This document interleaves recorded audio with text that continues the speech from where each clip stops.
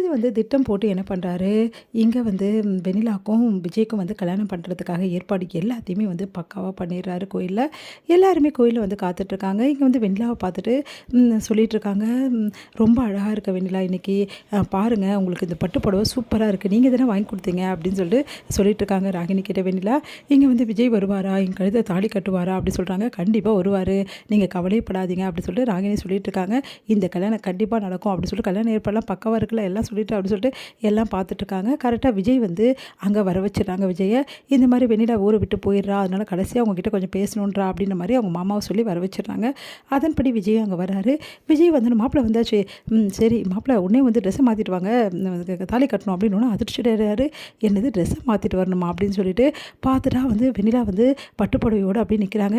விஜய் நான் அழகாக இருக்கடா விஜய் அப்படி சொல்லிட்டு கேட்குறாங்க. அதெல்லாம் பார்த்து விஜய்க்கு செம அதிர்ச்சியாக இருக்குது. இங்கே என்ன நடக்குது அப்படின்றாரு. நான் சொல்கிறேங்க என்ன நடக்குதுன்னு சொல்லிட்டு அப்படின்னு சொல்லிட்டு பசுபதி வராரு. பசுபதி பார்த்தோன்னா செம கடுப்பாக இருக்குது விஜய்க்கு. என்ன நடக்குது சொல்ல போகிறீங்க பிள்ளையா அப்படின்னு அப்படி கேட்டுட்ருக்காரு. இருங்க விஜய் நான் சொல்கிறேன் அப்படின்னு, உங்களுக்கும் வெண்ணிலாவுக்கும் கல்யாணம் பண்ணுறதுக்காக எல்லா ஏற்பாடும் பண்ணிட்டோம். இப்போ நீங்கள் தாலி கட்ட வேண்டியதான் பாக்கி. தாலி கட்டினீங்கன்னா வேலை முடிஞ்சிச்சு, வெண்ணிலா அவங்க கூட அமுச்சு வச்சு நாங்கள் வேலையை பார்ப்போம் அப்படின்றாரு. அதை கேட்டுட்டு நீ யாரியா எனக்கு வந்து இதெல்லாம் செய்யறதுக்கு அப்படி சொல்லிட்டு சட்டையை பிடிக்கிறாரு. கூல் சட்டையெல்லாம் பிடிக்காதுங்க, இருங்க அப்படின்றாரு.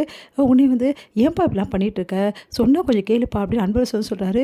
வாயை மூடிட்டு போயிருங்க சித்தப்பா, அப்புறம் நடக்கிறதே வேறு அப்படின்னோடனே கரெக்டாக வந்து மீடியாவும் வந்துடுறாங்க. மீடியா வந்து இதெல்லாம் கவரேஜ் பண்ணுறாங்க. என்ன சார் உங்களுக்கும் வந்து வெண்ணிலாவுக்கும் வந்து கல்யாணம் வந்து நடக்குதா, உங்கள் ஒய்ஃப்க்கு தெரிஞ்சு நடக்குதா தெரியாமல் நடக்குதா அப்படிலாம் சொல்லிட்டு இருக்காங்க. அதெல்லாம் கேட்டு செம்ம டென்ஷன் ஆகிறாரு. வந்துட்டாங்களே அப்படின்னு சொல்லிட்டு, ஆமாங்க எங்கள் கல்யாணம் தான் நடக்க போகுது, அவங்க ஒய்ஃப் வேணான்னு சொல்லிட்டாங்க, அது சிம்பிளாக நாங்கள் பண்ணுறோம் அப்படின்ற மாதிரி அன்பரசு வந்து பேட்டி கொடுத்துட்ருக்காரு. இதெல்லாம் பார்க்கும்போது செம்ம கடுப்பாக இருக்குது. உடனே செம்ம டென்ஷன் ஆகிறாரு நம்ம விஜய். யாரை கேட்டு இதெல்லாம் பண்ணுறீங்க, எவ்வளோ திமுருக்கு இப்படிலாம் பண்ணுறதுக்கு அப்படின்னு சொல்லிட்டு, உங்களெல்லாம் நான் சும்மா போய் விட மாட்டேன் அப்படின்னு சொல்லிட்டு அங்கேருந்து போக பார்க்குறா. ஐயோ நில்லு மாப்பிள்ளை போயிட போகிற அப்படின்னு சொல்லிட்டு ஓடி போய் பிடிக்கிறாங்க. உடனே வந்து அஜய் கையிடுறா. அப்புறம் அவ்வளோ தாண்டா ஒன்று அப்படி சொன்னோன்னே, நான் ப்ளீஸ்ண்ணே சொன்னால் கேளுண்ணே, இவங்க தான் உனக்கு பொருத்தமாக இருப்பாங்க, அந்த காவிரியில் வேணாண்ணே அப்படின்ற மாதிரி வாயை மூடின்னு போயிடுறா அப்படின்னு சொல்லிட்டு அடிக்க ஓடி வராரு. கரெக்டாக வந்து எல்லாருமே தடுத்து வந்து விஜய் கிட்ட சொல்கிறாங்க, கண்டிப்பாக நீ தாலி கட்டி தான் ஆகணும், நீ ஒரு வேளை என் கழுத்தை தாலி கட்டினா இந்த நிமிஷமே நான் இருக்க மாட்டேன் இந்த உலகத்தில் அப்படின்னு எல்லா வேற மிரட்டுறாங்க. இதெல்லாம் பார்த்து விஜய் செம்ம டென்ஷன் அப்படி நின்றுட்டுருக்காரு. மீடியாக்காரங்க வேறு கேள்வி மேலே கேள்வி கேட்டுட்ருக்காங்க. அந்த டைமில் கரெக்டாக போலீஸ் அங்கே வராங்க. போலீஸை பார்த்தோன்னே எல்லாம் அதிர்ச்சி அடைகிறாங்க. உடனே வந்து நீங்கள் எதுக்கு இங்கெல்லாம் வந்திருக்கீங்க அப்படி சொல்லிட்டு கேட்குறாங்க அன்பரசு. உடனே வந்து அன்பரசு சட்டையை பிடிச்சி அடிக்க போகிறாரு நம்ம விஜய். நீ வந்து வரலாம், இவங்களாம் வரக்கூடாதா, நான் அதான் வர வச்சேன் போலீஸ் அப்படின்னு எல்லாம் அதிர்ச்சி அடைகிறாங்க.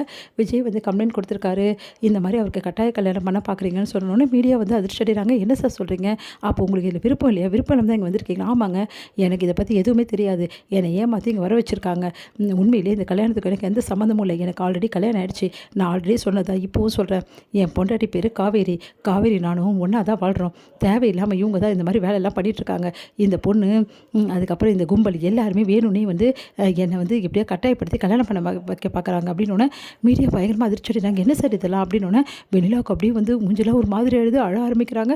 விஜய் ப்ளீஸ் விஜய் தயவு செய்து எனக்கு கல்யாணம் பண்ணிக்க விஜய் அப்படின்றாங்க. வாயை மூடிட்டு போயிடு, நீ நல்லவன் பார்த்தா இந்த மாதிரி வேலை பண்ணிட்டு இருக்கியச்ச, உன்னெல்லாம் வந்து நான் காதலிச்சேன்னு சொல்கிறதே நான் கேவலமாக நினைக்கிறேன் அப்படின்றார் விஜய். அதை கேட்டு வெண்ணிலா அதிர்ச்சி அடைகிறாங்க.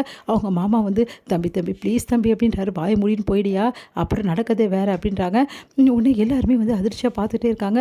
இப்போ தாலி கட்ட முடியுமா முடியாதான்றாங்க வெண்ணிலா இந்த நிமிஷமே அப்படின்னோடனே உடனே பெண் போலீஸ்லாம் வெண்ணிலாவை பிடிக்கிறாங்க. இங்கே பாருமா நீ எதுவும் தவறான முடிவுக்கெலாம் போக முடியாது, அதுக்கு தான் நாங்கள் வந்திருக்கோம், வாமா போகலாம் அப்படி சொல்லிட்டு எல்லாரையும் பிடிச்சி கூண்டோடு கூட்டின்னு போயிடுறாங்க.